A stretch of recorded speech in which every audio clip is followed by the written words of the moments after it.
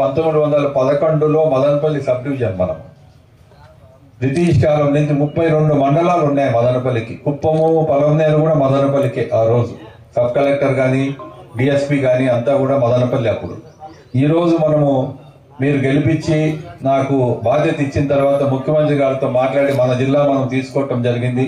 పొంగునూరు, మదనపల్లి, తంబలపల్లి, పీలేరు, రాయచోటిని కూడా కలిపి ఇప్పుడు మనకు మదనపల్లి జిల్లా చేయటం జరిగింది.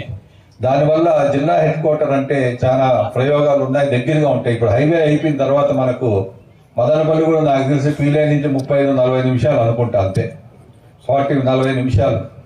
కలిగిరి పీలేరు 20 నిమిషాలు. కాబట్టి పీలేరు కూడా సబ్ డివిజన్ అయిపోయింది. 1వ తారీఖున ఓపెన్ చేస్తున్నాం పీలేరులో కూడా.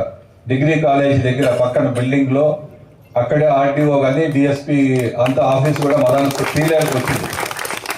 పుంగనూరు కాన్స్టిట్యున్సీ కూడా సదుము, సోమల ఇవన్నీ కూడా పీలేరు సబ్ డివిజన్కి వేయటం జరిగింది ఇప్పుడు.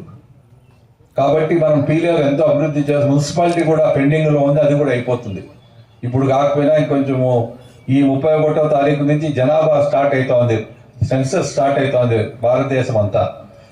కాబట్టి అది కొంచెం లేట్ అయింది మున్సిపాలిటీ. రేపు ఫ్యూచర్లో మన మున్సిపాలిటీ కూడా అయిపోతాం. మనం తిరుపతి, చిత్తూరు, మదనపల్లి స్థాయిలో పీలేరు రేపు ఎదుగుతుంది మన జిల్లాలో ఖచ్చితంగా. ఈరోజు హైవే అయిపోయింది. ఈరోజు మనము ఎంత చేయగలుగుతాం అప్పుడు ఉండేటప్పుడు వీలైనంత వరకు చేయటం జరిగింది. ఈ 10 సంవత్సరాలు ఊరు పెద్దది అయిపోయింది పీలేరు.